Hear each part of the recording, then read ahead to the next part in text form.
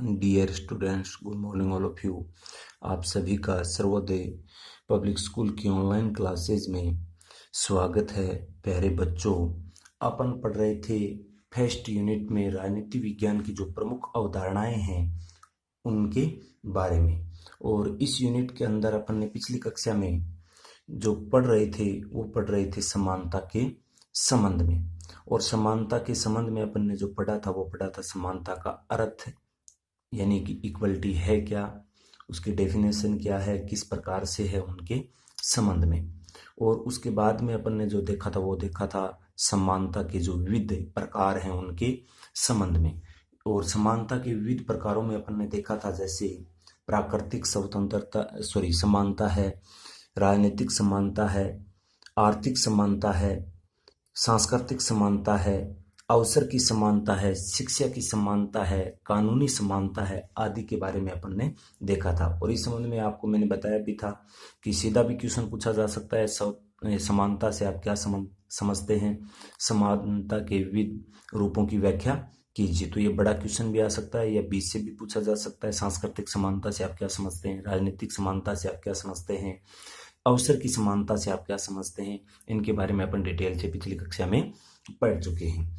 आज अपन इस कक्षा में जो पढ़ेंगे वो पढ़ेंगे समानता और स्वतंत्रता में जो संबंध है उनके बारे में। क्योंकि अपन अच्छे से जानते हैं अपने राज्य के द्वारा सभी नागरिकों को बगैर किसी भेदभाव के समान रूप से एक प्रकार से सभी को अधिकार दिया गया है।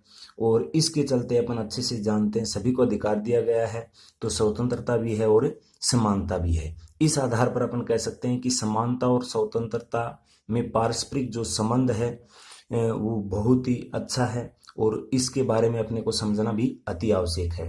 क्योंकि ये जो दोनों भी अवधारणाएं हैं, जो इक्वलिटी है और जो लिबर्टी है, उनके बारे में, तो इसमें अपन अच्छे से जानते हैं कि जो समानता है और स्वतंत्रता है उसके आपसी संबंध के मध्य में अगर अपन देखते हैं तो विभिन्न जो विद्वान हैं उनके अलग अलग मत रहे हैं। कुछ विद्वान तो इसको अर्थात समानता और स्वतंत्रता को क्या मानते हैं, आपसी अंतर संबंधित मानते हैं, या आपसी अपन कह सकते हैं कि एक दूसरे के अभाव में एक दूसरे का अस्तित्व ही संकट में मानते हैं। और कुछ विद्वान ये मानते हैं कि ये एक दूसरे से परस्पर अंतर संबंधित नहीं होकर क्या है, एक दूसरे के विपरीत है, उनके पूरक है। तो सबसे पहले अपन जो देखते हैं वो देखते हैं कि समानता और स्वतंत्रता परस्पर समान नहीं होकर क्या है, विरोधी हैं। वो कौन से विद्वान मानते हैं और किस प्रकार से मानते हैं, उदाहरण सहित अपन यहाँ समझेंगे। यानी कि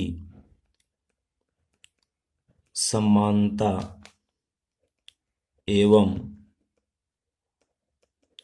स्वतंत्रता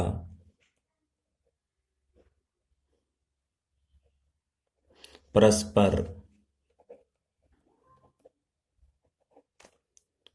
विरोधी है। यानी कि ये क्वेश्चन कैसे बनेगा, समानता व स्वतंत्रता परस्पर विरोधी हैं, कैसे स्पष्ट कीजिए। तो ये अपने को जानना है कि ये कुछ विद्वानों ने ये माना है कि समानता और स्वतंत्रता आपसे अंतर संबंधित नहीं, ये एक दूसरे के क्या हैं, विपरीत हैं, विरोधी हैं। जबकि कुछ एक मानते हैं कि ये एक दूसरे के क्या हैं, पूरक हैं, यानी कि एक के बगैर एक का अस्तित्व नहीं है। तो अपन सबसे पहले देखते हैं, वो देखते हैं कि समानता एवं स्वतंत्रता परस्पर विरोधी हैं। यानी कि इस प्रकार के मत के जो विद्वान हैं कि समानता और स्वतंत्रता आपस में अंतर संबंधित न होकर क्या है, विरोधी हैं, वो मानते हैं, लेकिन उसमें कोई अपन देखते हैं तो एक प्रकार से कोई साम्यता नहीं है। और इस संबंध में एक विद्वान हुआ है लॉर्ड एक्टन।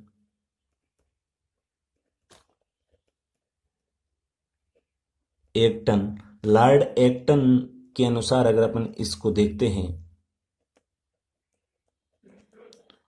तो उनका मानना था कि जो समानता का जब आवेश हो जाता है तो उस जगह स्वतंत्रता की आशा करना ही क्या है, व्यर्थ है। यानी जिस स्थान पर या जिस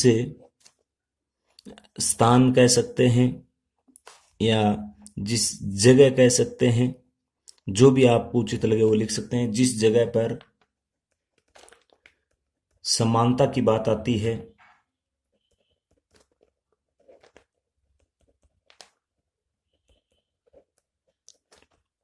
वहां स्वतंत्रता की आशा करना व्यर्थ है। इसको अपन एक उदाहरण के रूप में समझते हैं कि किस प्रकार से इन्होंने ये कहा कि जहां समानता आती है वहां स्वतंत्रता की अपन आशा ही नहीं कर सकते, क्योंकि अपन अच्छे से अर्थ में पढ़ा था। समानता का अर्थ होता है इक्वलिटी, अर्थात सभी को बराबर करना। तो इन लोगों का या इस प्रकार के मत को मानने वाले लोगों का ये विचार था कि इस दुनिया के अंदर दो प्रकार के व्यक्ति होते हैं, एक तो योग्य व्यक्ति होता है और एक होता है अयोग्य व्यक्ति। तो इसके बीच में अगर योग्य व्यक्तियों की समान ही अगर अयोग्य व्यक्तियों को लाने का प्रयास किया जाता है तो निश्चित तौर पे जो योग्य व्यक्ति उनकी स्वतंत्रता का क्या होता है, हनन होता है।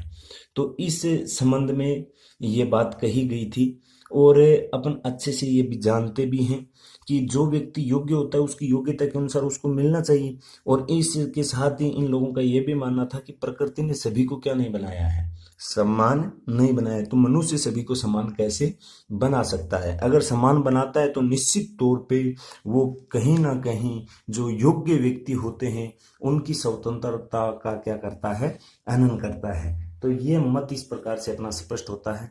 जो समानता व स्वतंत्रता के अंदर आपस में संबंध नहीं मानकर क्या मानते हैं, एक दूसरे को अलग अलग मानते हैं, विरोधी मानते हैं। और साथ में ही जो कुछ अन्य विद्वान भी हुए हैं जिन्होंने इसको विरोधी नहीं मानकर एक दूसरे के क्या माना है, पूरक माना है। यानी कि दूसरा जो मत अपने सामने आता है वो आता है कि समानता व स्वतंत्रता एक दूसरे के विरोधी न होकर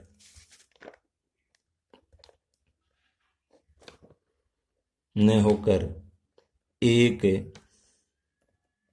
दूसरे के पूरक हैं। यानी कि विरोधी नहीं, एक दूसरे के पूरक हैं। एक दूसरे पूरक का अर्थ हुआ एक के बगैर एक का अस्तित्व संभव नहीं है, इस प्रकार से मानना है। इस संबंध में कुछ विद्वान हैं, उनके अलग अलग मत रहे हैं, उसको मैं आपको बता देता हूं। एक विद्वान हुआ है पोलार्ड। पोलार्ड का मानना है कि स्वतंत्रता की समस्या का एकमात्र जो समाधान है वो समानता में ही निहित है। यानी पोलार्ड ने स्पष्ट किया कि जो स्वतंत्रता है, स्वतंत्रता की अगर अपन बात करते हैं, स्वतंत्रता की समस्या का एकमात्र समाधान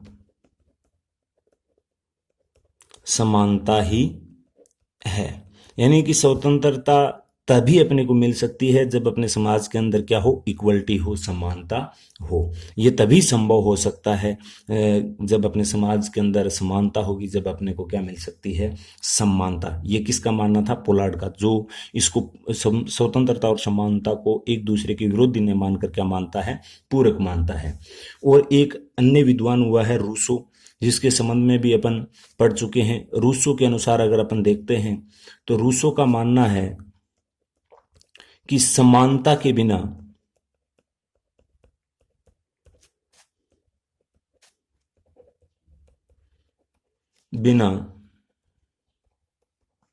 स्वतंत्रता जीवित नहीं रह सकती है।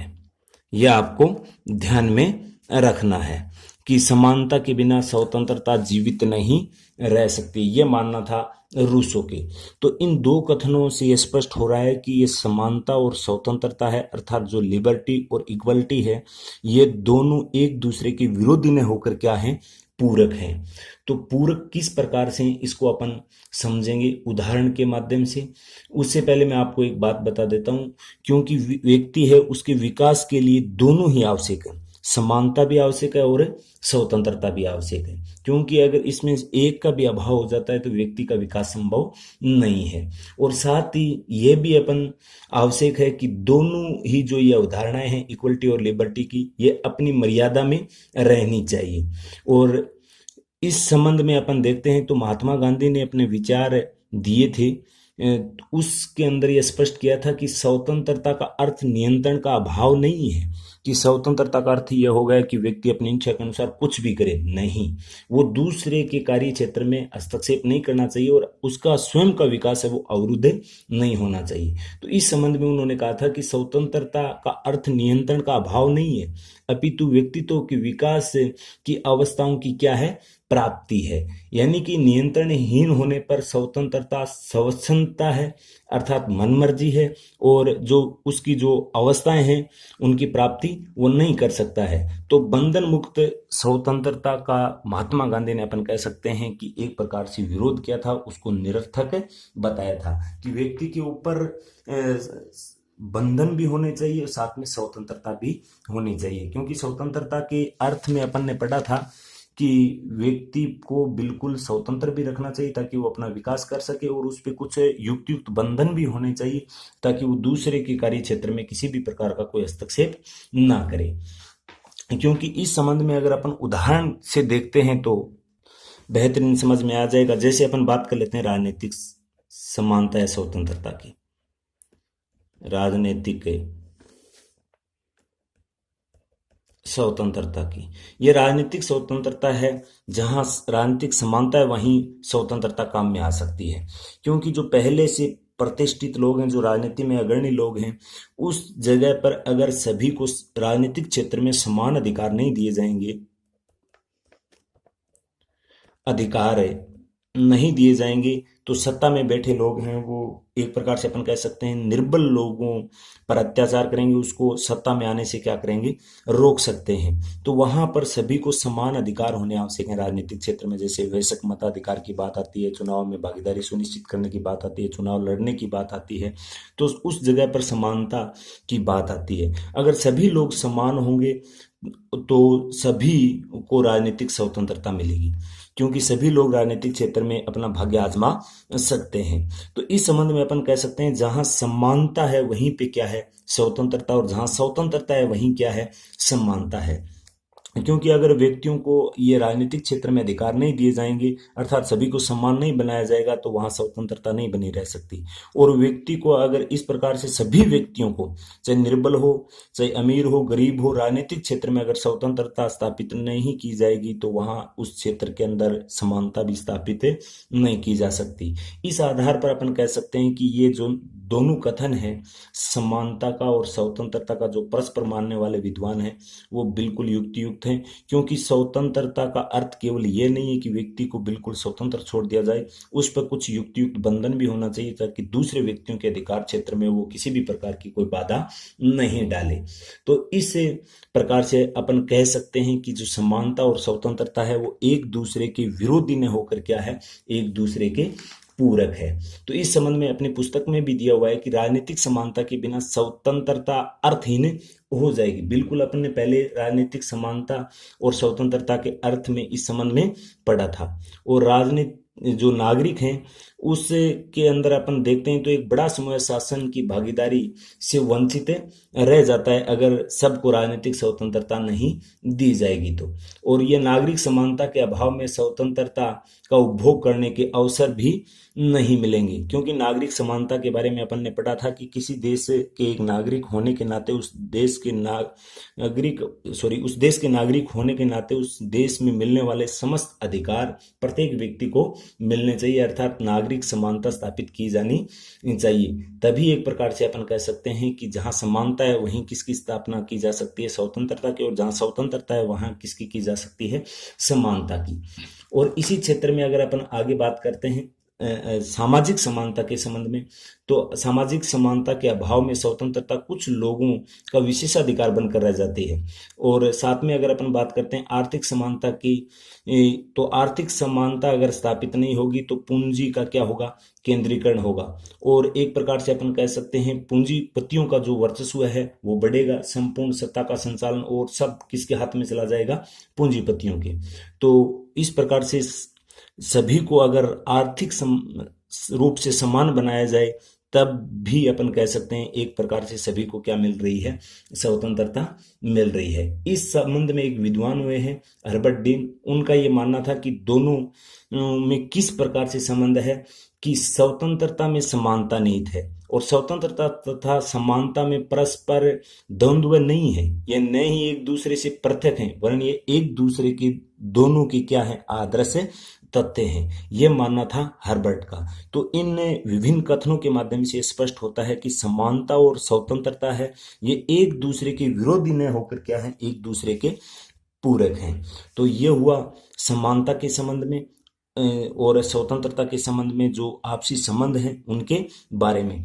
क्योंकि इसमें दो मत आते हैं अपने सामने, दोनों इंपॉर्टेंट हैं, परीक्षा की दृष्टि से अपने से पूछा जा सकता है। एक क्वेश्चन तो ये बनता है कि समानता व स्वतंत्रता परस्पर विरोधी हैं, कैसे स्पष्ट कीजिए। तो आपको लॉर्ड एक्टन की बताई हुई बात ध्यान में रखनी है कि किसी भी स्थान या जगह पर अगर समानता की बात आती है तो वहां स्वतंत्रता की अपन क्या नहीं कर सकते, आशा। इन लोगों का मानना था कि जहां समानता स्थापित हो जाएगी वहां एक प्रकार से अपन कह सकते हैं कि स्वतंत्रता की आशा नहीं कर सकते। ये ज्यादा जो मत समर्थन देते थे वो प्राकृतिक स्वतंत्रता पे देते थे कि प्रकृति ने सभी को समान नहीं बनाया तो मनुष्य उसको सभी को समान कैसे बना सकता है। योग्य अयोग्य के आधार पर देखते थे कि योग्य व्यक्ति के बराबर अधिकार अयोग्य व्यक्ति को नहीं मिलने चाहिए। अगर योग्य व्यक्ति के बराबर या अयोग्य व्यक्ति को अधिकार, सब कार्य, उनके वेतन भत्ते आदि मिल जाएंगे तो फिर इस अपने समाज में कोई औचित्य नहीं रह जाता। ये मानना था जो स्वतंत्रता और समानता में परस्पर आपस में क्या मानते थे, विरोधी मानते थे। और जो समानता और स्वतंत्रता के आपस में संबंध मानते थे, अर्थात जो दूसरा क्वेश्चन अपनाया वो स्वतंत्रता और समानता में एक दूसरे के विरोधी न होकर एक दूसरे के क्या है, पूरक हैं या अंतर संबंधित हैं। तो ये क्वेश्चन अपने को ध्यान में रखना है। पोलार्ड रूसो के अनुसार, तो रूसो ने स्पष्ट किया था समानता के बिना स्वतंत्रता जीवित नहीं रह सकती। जहां स्वतंत्रता है वहीं समानता है और जहां समानता है वहीं स्वतंत्रता है। तो ये मैं समझता हूं कि आपको ये अच्छे से समझ में आ गया होगा। इसी के साथ अपना ये लेसन और लेसन के साथ ही अपनी ये यूनिटें कंप्लीट होती है। आगे जो सेकंड इकाई है अपनी वो है जो आधुनिक राजनीति विज्ञान की जो अवधारणाएं उनके संबंध में, तो उसके बारे में पढ़ेंगे अपन आगे की नेक्स्ट कक्षा में। आज के लिए इतना ही, धन्यवाद।